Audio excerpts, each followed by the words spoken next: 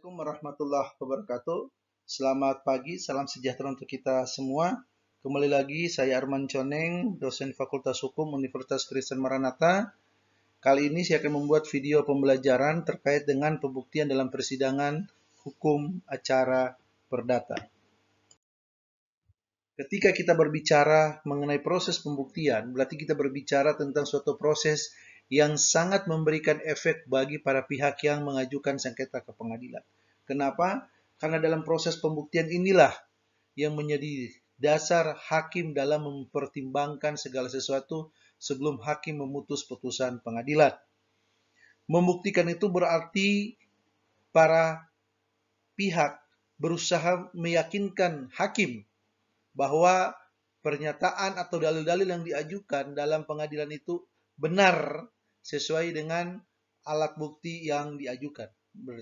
Jadi, dengan kata lain, proses pembuktian ini adalah salah satu upaya untuk meyakinkan kepada hakim tentang kebenaran masing-masing pihak berdasarkan dalil-dalil yang diajukan dalam proses persidangan. Bila terjadi sengketa, maka pembuktian pasti diperlukan. Bagaimana hakim akan memutus sesuatu kalau tidak ada proses pembuktian. Tetapi terkadang pembuktian juga itu tidak diperlukan jika ada beberapa hal yang terjadi. Yang pertama, bahwa yang menjadi objek sengketa itu diakui. Ketika sudah ada pengakuan, maka tidak perlu lagi ada pembuktian. Kemudian yang kedua, yang menjadi objek sengketa atau hal yang menjadi permasalahan itu tidak disangkal oleh lawan, berarti diakui juga. Kemudian yang tidak perlu ada pembuktian lagi adalah yang dilihat oleh hakim sendiri dalam sidang. Fakta-fakta yang ada dalam sidang tidak perlu dibuktikan kembali karena sudah disaksikan sendiri oleh majelis hakim. Kemudian sesuatu hal yang menjadi pengetahuan umum. Dan yang terakhir adalah pengetahuan hakim itu sendiri. Kalau kita berbicara tentang tugas hakim, maka sebenarnya ada dua. Tugas hakim yang pertama, bagaimana dia menetapkan hukum ketika suatu perkara belum ada hukum yang mengaturnya. Ini ditempuh melalui mekanisme penemuan hukum. Kemudian yang kedua, hakim menerapkan hukum yang sudah ada terhadap sebuah sengketa yang masuk. Produk hakim adalah berupa diktum atau putusan. Di dalam putusan itu akan ditentukan siapa yang menang dan siapa yang kalah. Oleh karena itu, dalam proses hukum pembuktian merupakan bagian hukum acara perdata, yaitu himpunan peraturan tata tertib yang harus diindahkan hakim dalam persengketaan yang diajukan kepada hakim. Sekali lagi, yang saya perlu tekankan di sini, bagaimana sangat pentingnya proses pembuktian, karena dari tahapan-tahapan persidangan perdata, dimulai dari gugatan, jawaban, replik, duplik, pembuktian, kesimpulan, dan putusan, maka tahapan pembuktian ini yang merupakan tahapan yang paling penting, paling urgent, dan paling menentukan kalah menangnya seseorang di persidangan. Berdasarkan pasal 164 HR atau 283 RBG, maka alat bukti yang diakui dalam hukum acara perdata adalah yang pertama tulisan atau surat, yang kedua saksi, yang ketiga persangkaan, yang keempat pengakuan, dan yang kelima adalah sumpah. Di sisi lain, untuk meyakinkan hakim, terkadang hakim akan melakukan pemeriksaan setempat apabila sengketanya terkait masalah objek barang tetap atau barang tidak bergerak. Kita bisa bandingkan dalam acara perdata, bukti utamanya terletak pada aspek tulisan atau surat.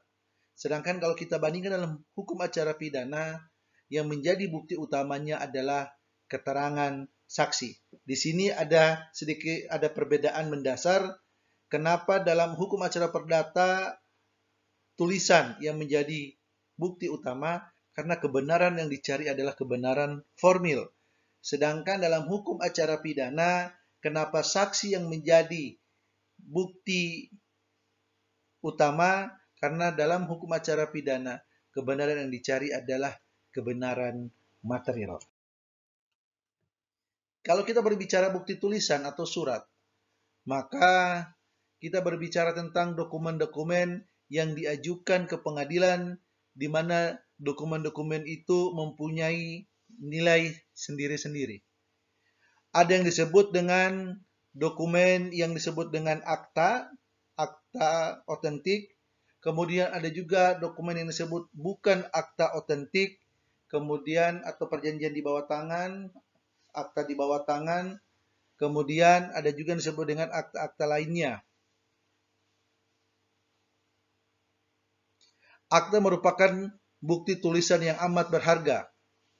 Yang terkandung dalam pengertian akta di sini adalah tulisan yang sengaja dibuat, dapat dijadikan sebagai alat bukti adanya suatu peristiwa, ditandatangani oleh para pihak atau di depan pejabat yang berwenang.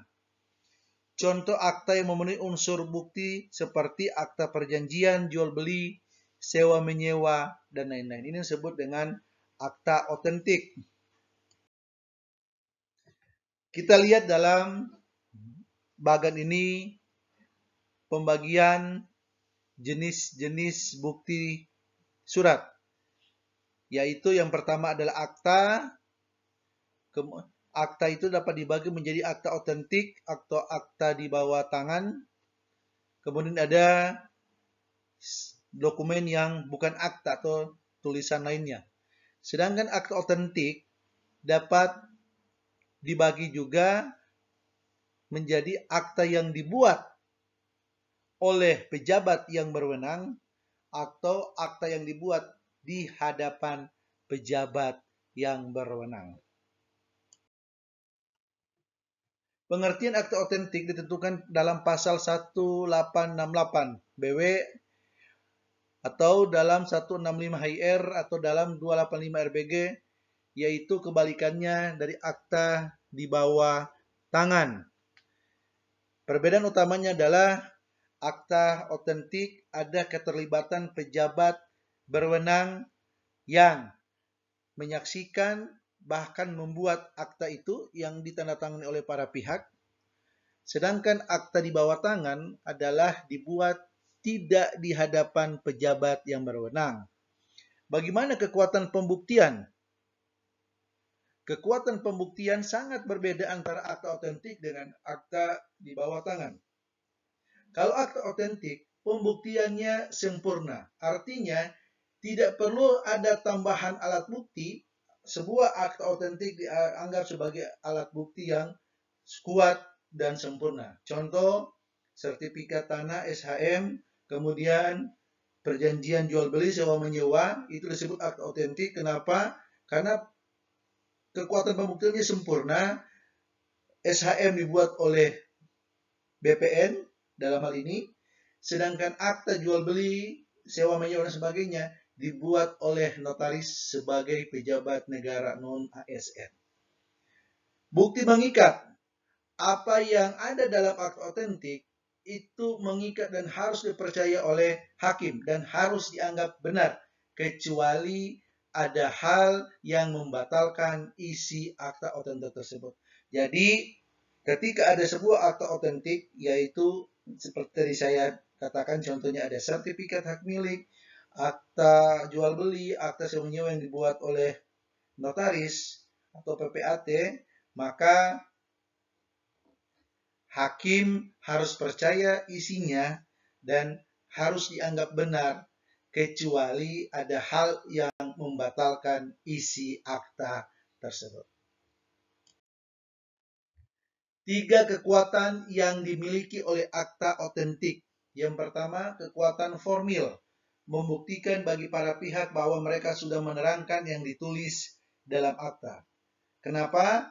Karena ketika akta itu sudah ditandatangani para pihak, berarti para pihak mengakui, mengetahui, dan menyetujui isi dalam akta tersebut. Dan penandatanganan akta tersebut dilakukan di hadapan pejabat yang berwenang. Inilah yang disebut dengan kekuatan formil. Kemudian yang kedua, kekuatan material. Bagi para pihak bahwa peristiwa yang disebut dalam akta adalah benar. Tadi karena sudah mengakui, sudah mengetahui isi dari akta sehingga mereka para pihak menandatangani, maka secara langsung mereka juga mengakui tentang kebenaran dari fakta atau peristiwa yang disebutkan dalam akta tersebut. Kemudian yang ketiga adalah kekuatan mengikat keluar.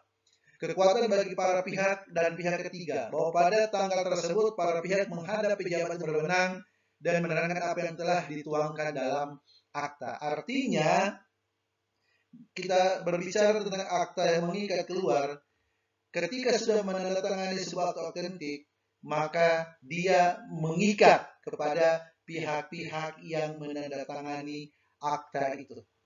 Sekali lagi, 3 kekuatan yang dimiliki oleh akta otentik. Pertama, kekuatan formil, kekuatan material, dan kekuatan mengikat. Ada lagi satu kekuatan yang biasa kita gunakan atau otentik, yaitu memiliki nilai pembuktian yang sempurna. Tadi sudah dijelaskan sebelumnya bahwa dengan adanya akta otentik berarti hakim seharusnya percaya. Hakim dianggap percaya akan kebenaran yang ada di dalam akta otentik sebelum atau kecuali ada hal yang membatalkan isi akta tersebut. Jadi sekali lagi, 3 kekuatan yang dimiliki oleh akta otentik ditambah dengan kekuatan sebagai alat bukti yang sempurna. Setelah alat bukti surat, tulisan, maka kita berbicara tentang bukti saksi. Apa itu saksi? Saksi adalah orang yang melihat, orang yang mendengar, dan orang yang mengalami sebuah peristiwa. Jadi sekali lagi, kalau kita berbicara saksi, berarti kita berbicara seseorang yang melihat langsung sebuah kejadian, atau mendengar langsung sebuah kejadian, atau bahkan dia sendiri yang mengalami sebuah kejadian itu. Kepastian diberikan pada hakim terhadap peristiwa yang diceritakan dengan jalan pemberitahuan secara lisan dan pribadi oleh orang yang bukan pihak dalam perkara setelah dipanggil dalam sidang. Artinya, saksi itu bukan orang yang berperkara. Misal ada pengajuan penggugat dan tergugat, penggugat mengajukan saksi, tergugat mengajukan saksi, di mana saksi itu yang mengetahui persis permasalahan itu, baik apa yang dilihat, apa yang didengar, maupun apa yang dialami. Seorang saksi harus menerangkan apa yang dilihat, apa yang dialami dengan serta alasan. Seorang saksi dilarang memberikan kesimpulan yang merupakan perkiraan dengan pikiran, seperti mabuk, lunas, karena memberi kesimpulan. Karena memberikan kesimpulan itu merupakan wewenang hakim. Ketika kita menginterogasi saksi dalam persidangan, maka saksi cukup mengatakan apa yang dia lihat, apa yang dia dengar, apa yang dialami. Satu larangan yang tidak boleh dilakukan oleh saksi adalah dia menyimpulkan apa yang dia lihat, apa yang dia dengar, dan apa yang dia alami. Kenapa? Karena yang berhak untuk menyimpulkan itu adalah wewenang dari majelis hakim.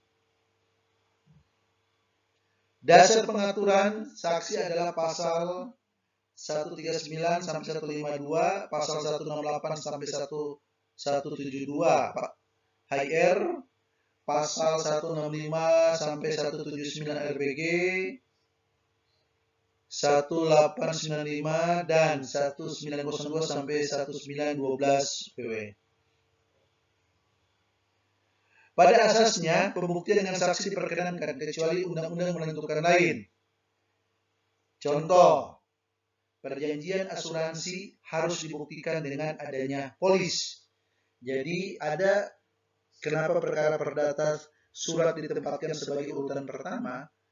Karena ada beberapa perkara yang justru kekuatannya terletak pada kekuatan akta otentik, bukan dalam pada keterangan saksi. Contoh, seseorang mengklaim dia punya asuransi, walaupun dia bawa puluhan saksi, tapi ketika dia tidak bisa membuktikan dengan adanya polis, maka dia tidak bisa membuktikan dalilnya. Begitupun ketika ada seseorang mengklaim dia memiliki sebidang tanah, dengan buktinya saksi dari beberapa orang, tetapi dia tidak bisa menunjukkan akta otentik bukti kepemilikan atas lahan tersebut, maka dalam hukum pembuktian dia dinyatakan kalah atau dia tidak bisa membuktikan apa yang menjadi dalilnya. Pada prinsipnya setiap orang yang cakap wajib menjadi saksi. Bila lalai akan diberi sanksi, dihukum atau dipaksa. Nah, ini yang harus kita pahami bersama, bahwa setiap orang yang mempunyai persyaratan bisa menjadi saksi, maka ketika diajak menjadi saksi, ketika diminta untuk memberikan kesaksian, maka sudah sewajarnya dia rela untuk memberikan keterangan sebagai saksi dalam persidangan. Tetapi dalam perkara-perkara tertentu ada pandangan masyarakat yang tidak mau ikut campur terhadap urusan sengketa dari pihak yang bersengketa, maka ketika mereka diminta untuk menjadi saksi, terkadang mereka tidak mau untuk terlibat memberikan keterangan sebagai saksi.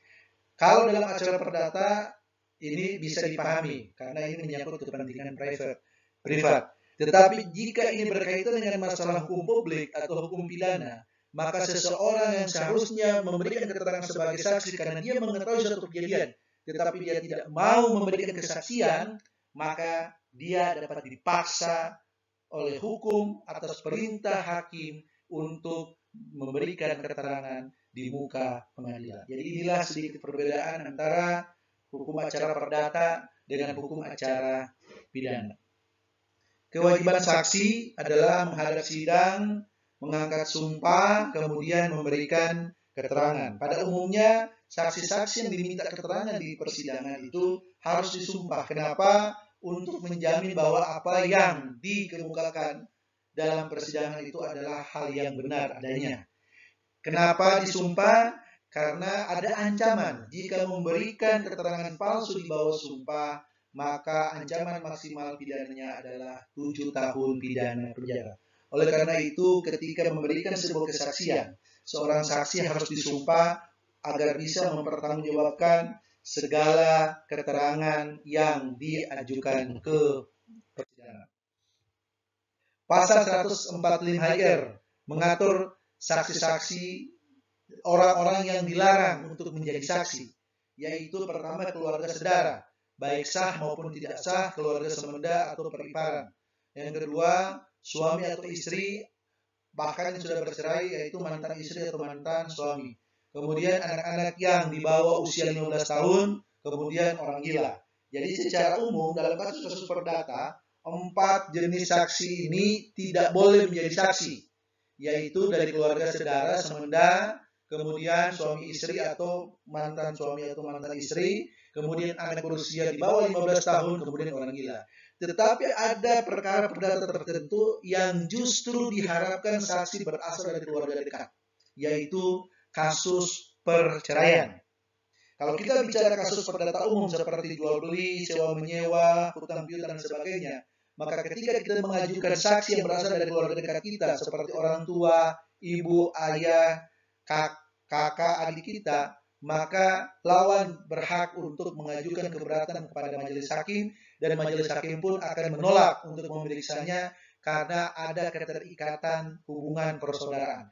Kalau toh memang hakim dianggap perlu ada keterangan dari saksi yang diajukan yang masih ada hubungan darah, maka saksi tersebut tidak disumpah dan keterangannya tidak bisa disamakan dengan keterangan saksi yang ada di bawah sumpah.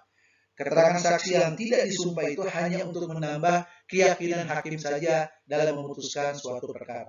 Tetapi ketika kita berbicara kasus perceraian, maka hakim justru berharap ada saksi yang berasal dari keluarga terdekat.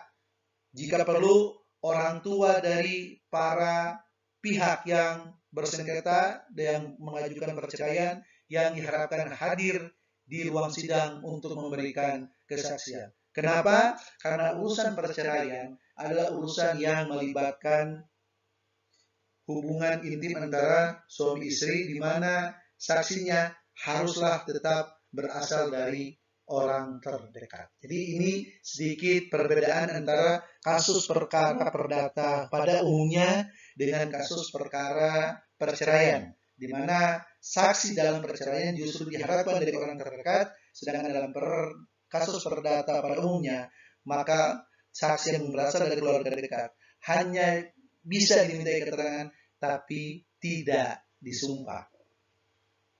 Di sisi lain ada juga saksi yang bisa mengajukan pengunduran untuk menjadi saksi karena jabatan dan kepentingannya, seperti dokter, notaris, dan sebagainya. Jadi ketika seorang dokter, seorang notaris dimintai keterangan sebagai seorang saksi, mereka berhak untuk meminta pengunduran diri sebagai seorang saksi karena kepentingan jabatan dan pekerjaannya.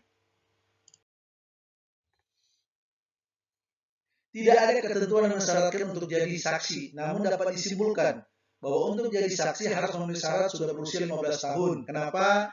Karena secara psikologi di atas 15 tahun dia sudah dianggap matang dalam berpikir. Tapi ketika ada yang berusia di bawah 15 tahun dianggap masih belum matang secara pemikiran. Kemudian berpikiran sehat, tidak gila. Bila tidak dipenuhi syarat tersebut, maka seseorang dapat diangkat jadi saksi tanpa disumpah. Tadi yang saya bilang, ketika kita mengajukan saksi dari keluarga terdekat atau ada saksi yang di bawah umur, di bawah 15 tahun, tetapi hakim membutuhkan keterangannya tidak dianggap sebagai saksi sempurna, bukti sempurna, tetapi hanya sebatas penjelasan dan hanya untuk menambah keyakinan hakim saja.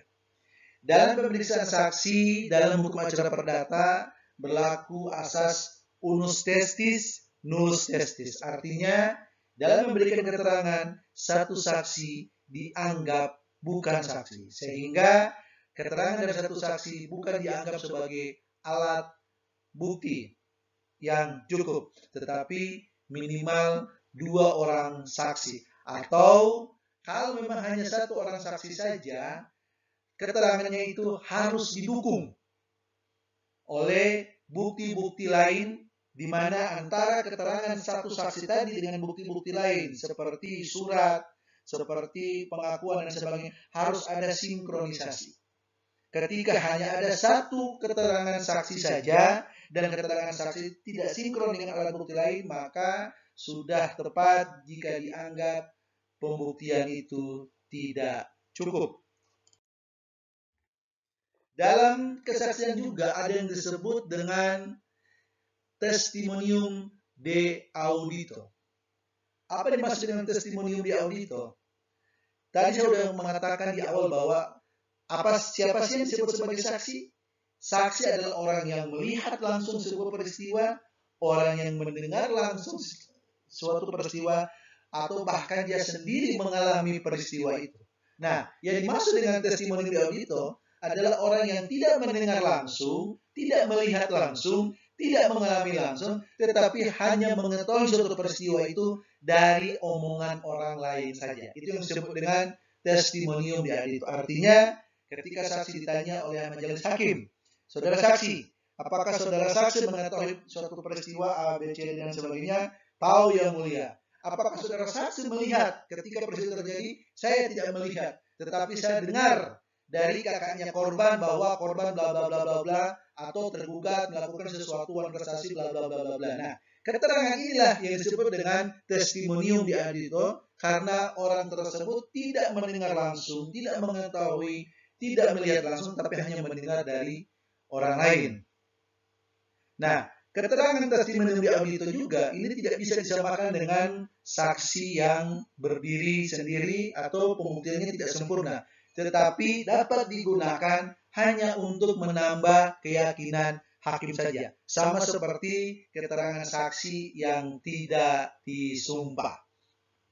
Selain saksi, dalam hukum acara perdata juga diakui adanya keterangan ahli, walaupun secara eksplisit tidak diatur dalam HIR, tidak ditegaskan dalam HIR, tetapi pada kenyataannya seringkali dalam perkara-perkara perdata, kuasa hukum atau prinsipal atau pihak-pihak bersengketa mengajukan ahli untuk mendukung dalil-dalil yang diajukan dalam persidangan. Apa yang dimaksud dengan ahli? Berbeda dengan saksi, ketika kita berbicara ahli, berarti kita berbicara tentang orang yang pintar membaca sesuatu atau memahami sesuatu karena dia memiliki bekal ilmu, bekal pengetahuan, bekal pengalaman, sehingga dia dapat menafsirkan, dapat membaca, dapat mendeskripsikan suatu peristiwa yang dia ketahui. Nah, ini perbedaan utama antara saksi dengan ahli. Kalau saksi mengandalkan panca indera, apa yang dilihat, apa yang didengar, apa yang dialami, sedangkan kalau ahli, dia mengandalkan ilmunya, mengandalkan kepakarannya, mengandalkan pengalamannya dalam menilai sebuah peristiwa. Ini perbedaan mendasar. Dan seringkali kita mendengar ada orang yang menggabungkan menjadi saksi ahli, padahal secara terminologi tidak ada yang namanya saksi ahli. Saksi ya saksi, ahli ya ahli. Jadi jangan digabung menjadi saksi ahli.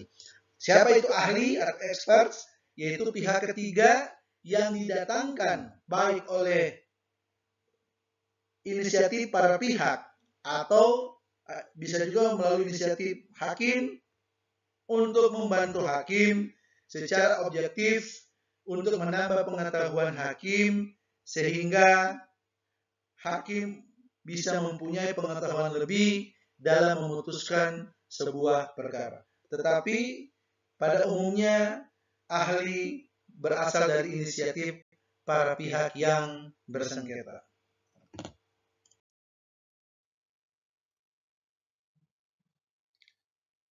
Seorang ahli dapat menyampaikan kesaksian secara lisan maupun tertulis.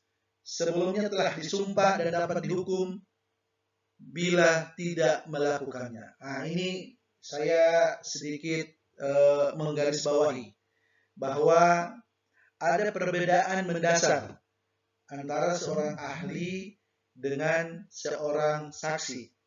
Ketika saksi disumpah, kemudian saksi mengatakan sesuatu yang tidak benar, yang dia tidak alami, yang tidak dia lihat sendiri atau yang dia tidak dengar, maka ancaman hukumannya di bawah maksimal 7 tahun. Tetapi seorang ahli tidak bisa dihukum karena dia memberikan keterangannya, kecuali kalau dalam memberikan keterangannya dapat dibuktikan dia sengaja membuat dokumen palsu atau membuat data palsu, menyusun data palsu tanpa melalui riset, tanpa melalui penelitian yang dapat dipertanggungjawabkan, kemudian hal itu diungkapkan di pengadilan. Tetapi sekali lagi, seorang ahli pada umumnya tidak bisa dihukum ketika dia berbeda pendapat, karena ukuran ahli itu adalah apa yang diketahui kepakarannya, keahliannya, dan keterampilannya. Biasanya, ketika seorang ahli mengemukakan sesuatu hal yang berbeda dengan pendapat khalayak umum, maka yang sering kali diterima oleh ahli adalah sanksi sosial, yaitu sering dicap sebagai ahli yang tidak berbobot, ahli yang tidak berkompeten, dan sebagainya. Tetapi jarang kita dengar seorang ahli ditangkap, diproses gara-gara dianggap salah memberikan keterangan. Karena sekali lagi, yang diminta seorang ahli dalam memberikan keterangannya adalah kemampuan menganalisis, mendeskripsi, mentafsirkan sebuah peristiwa berdasarkan kemampuan yang dia miliki, ilmu yang dia miliki, tingkat pendidikan yang dia miliki, dan kepakaran yang dia miliki. Dan itu sangat susah untuk menentukan salah benarnya. Kecuali tadi yang saya kemukakan bahwa jika terbukti dia sengaja memanipulasi data untuk kepentingan tertentu. Nah, itu bisa dipidana. Perbedaan saksi dan ahli. Kalau ahli dapat diganti, sedangkan saksi tidak dapat diganti. Jelas. Kalau ahli, misal ketika kita dalam sebuah persidangan perdata, kita meminta seseorang sebagai ahli hukum perjanjian. Ketika hari-hari yang bersangkutan tidak bisa datang atau berhalangan, maka kita bisa meminta orang lain yang mempunyai keahlian yang sama di hukum perjanjian dengan ahli sebelumnya. Itu tidak masalah. Tetapi kalau kita berbicara saksi, saksi tidak bisa diganti. Kenapa? Karena saksi ini berhubungan dengan panca indera. Apa yang dia lihat, apa yang dia dengar, apa yang dia alami itu tidak bisa diganti oleh orang lain. Kalau diganti sama orang lain, nanti jadinya adalah testimonium de audito. Kemudian kalau saksi berlaku unus testis, satu saksi bukanlah saksi, tapi ketika kita berbicara ahli, satu ahli dianggap, jika keterangannya dianggap cukup, maka tidak akan berlaku unus testis. Artinya, kalau saksi minimal 2 orang, tetapi kalau ahli, kalau dirasakan pendapatnya sudah cukup, pendapatnya sudah bagus, sudah dapat memberikan pengetahuan lebih bagi para pihak maupun majelis hakim, maka keterangan satu ahli dirasa cukup dalam sebuah persidangan. Keterangan yang diberikan saksi dari apa yang dialaminya, sedangkan ahli memberikan pendapat karena keahliannya. Jadi sekali lagi, apa yang diajukan oleh saksi dalam keterangannya di ruang persidangan itu yang dia lihat, yang dia dengar, yang dia alami sendiri. Tetapi kalau oleh ahli, apa yang diajukan dalam pemeriksaannya itu adalah sesuatu yang keluar dari kepakarannya, dari ilmunya. Terhadap saksi, biasa hakim terikat. Sedangkan bagi ahli, hakim merupakan bukti bebas. Artinya apa? Ketika ada keterangan saksi, saksi disumpah, kemudian keterangan saksi itu sinkron dengan alat bukti yang lainnya, maka hakim terikat dengan keterangan saksi tersebut. Sedangkan keterangan ahli itu merupakan bukti bebas, artinya terserah majelis hakim apakah akan mengikuti keterangan ahli tersebut atau justru tidak menggunakan keterangan ahli, karena memang ahli diminta keterangannya berdasarkan sudut pandang atau perspektif dirinya. Berbeda dengan saksi yang diminta keterangan gara-gara apa yang dilihat langsung, apa yang didengar langsung, dan apa yang dialami langsung. Kemudian setelah itu ada yang disebut dengan bukti persangkaan. Persangkaan adalah kesimpulan yang ditarik oleh satu peristiwa yang telah terbukti ke arah peristiwa yang belum terbukti. Persangkaan ini adalah alat bukti yang menjadi prerogatif dari majelis hakim, di mana digunakan bila tidak ada bukti tulisan atau saksi.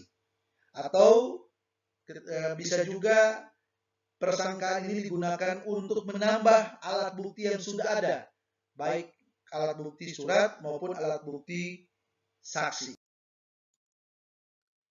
Setelah persangkaan, ada juga yang disebut dengan alat bukti pengakuan. Bagi para ahli hukum, ada yang mengatakan, dokter menyatakan bahwa pengakuan ini bukan sebagai alat bukti. Tetapi biar bagaimanapun, menurut HR secara tegas, pengakuan ditetapkan sebagai alat bukti yang sah dalam hukum acara perdata. Pengakuan ada yang dilakukan di muka hakim dan ada pengakuan yang dilakukan di luar sidang atau di ruang sidang atau tidak di depan hakim. Apa perbedaannya? Kalau pengakuan di muka hakim, baik yang dilakukan sendiri maupun dengan perantara orang bersurat kuasa, merupakan alat bukti yang sempurna dan akibatnya gugatan harus dikabulkan.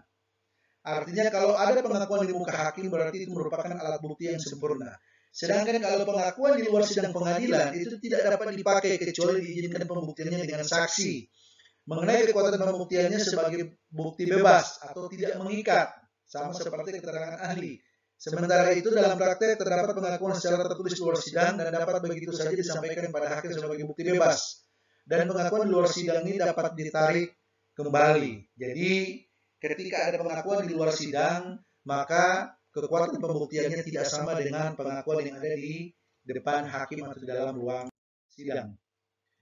Terakhir adalah alat bukti sumpah. Alat bukti sumpah adalah alat bukti yang jarang sekali dipergunakan dalam pemeriksaan perkara, kecuali ada perkara-perkara yang tertentu yang benar-benar harus menggunakan alat bukti sumpah. Perkara seperti apa? Perkara yang ingin diputus oleh majelis hakim, tetapi sama-sama baik penggugat maupun tergugat tidak mempunyai bukti untuk memperkuat dalilnya. Walaupun ada asas mengatakan siapa yang mendalilkan yang harus membuktikan, tetapi dengan adanya alat bukti sumpah ini bisa digunakan bagi perkara yang tidak mempunyai bukti sama sekali, tapi kedua belah pihak ngotot, kedua belah pihak bersikeras bahwa mereka adalah pihak yang benar. Sumpah adalah suatu pernyataan yang hikmat yang diberikan atau diucapkan pada waktu memberikan keterangan dengan mengingat sifat maha kuasa Tuhan, serta percaya bila memberi keterangan atau jawaban yang tidak benar akan kena karma atau akan kena azab dari Tuhan. Dalam hukum acara ada dua jenis sumpah yang dikenal, yaitu promissoire dan konfirmatoir atau asesoir. Sumpah sebagai alat bukti adalah sumpah konfirmatoir yang terdiri dari suppletoir pelengkap, decisoir pemutus, kemudian estimatoir sebagai penaksir.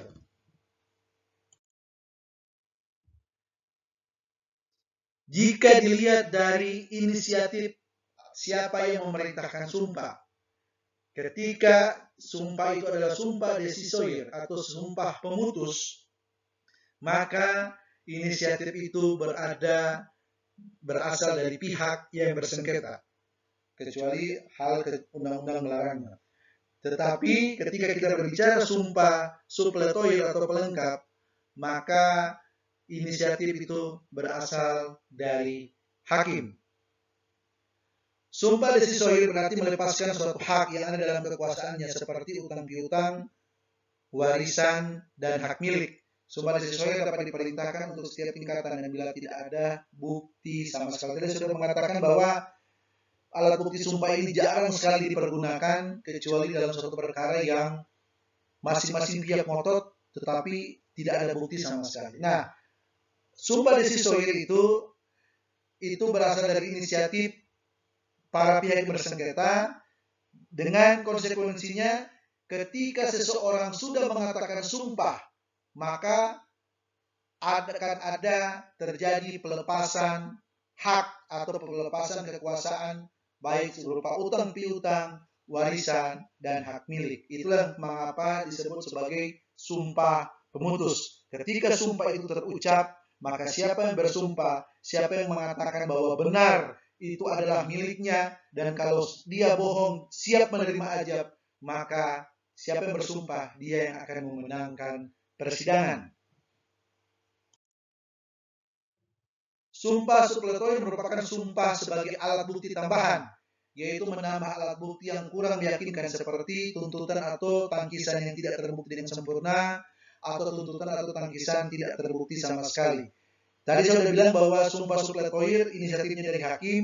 Hakim akan memerintahkan agar bukti sumpah ini dilakukan, sumpah suppletoir, dengan tujuan sebagai alat bukti tambahan untuk menambah keyakinan hakim karena ada hal-hal yang dianggap tidak lengkap atau tidak sempurna sehingga membutuhkan sumpah suppletoir sebagai alat bukti tambahan. Jadi sumpah ini diperintahkan dengan syarat harus ada bukti sementara atau permulaan pembuktian seperti satu saksi, tulisan, atau pengakuan di luar sidang. Berbeda dengan sumpah pemutus atau decisoir, kalau sumpah pemutus tidak ada bukti permulaan atau bukti sementara, tetapi sumpah suppletoir ini harus diawali dengan bukti permulaan. Misal, hanya ada satu saksi, sedangkan asas mengatakan unus testis, nullus testis. Nah, untuk memperkuat keterangan satu saksi, maka harus ada sumpah pelengkap. Atau ada pengakuan di luar sidang, untuk meyakinkan hakim bahwa pengakuan di luar sidang itu sama posisinya, sama nilainya dengan pengakuan di depan sidang, maka hakim memerintahkan adanya sumpah pelengkap. Dan yang terakhir adalah sumpah estimatoir, merupakan sumpah penaksir yang diperintahkan oleh hakim pada penggugat untuk menetapkan kerugian atau harga barang yang diperselisihkan karena tidak ada jalan lain. Misal, ketika penggugat dan penggugat mengajukan gugatan kepada tergugat perbuatan melawan hukum, karena perbuatan tergugat sehingga menyebabkan ada gudang milik penggugat yang terbakar, di mana dalam gudang tersebut banyak produk-produk atau barang-barang penggugat yang akan dijual. Kemudian hakim bertanya, berapa taksiran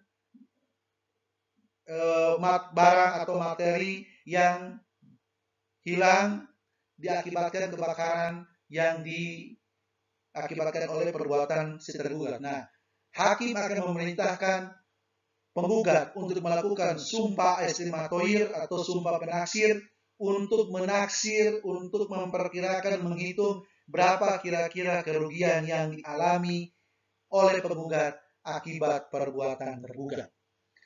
Demikian penjelasan singkat mengenai alat bukti yang dikenal dalam hukum acara perdata. Akan saya lanjutkan pembuatan video pembelajaran ini dengan materi-materi lain di kesempatan berikutnya. Terima kasih, selamat pagi, assalamualaikum warahmatullahi wabarakatuh.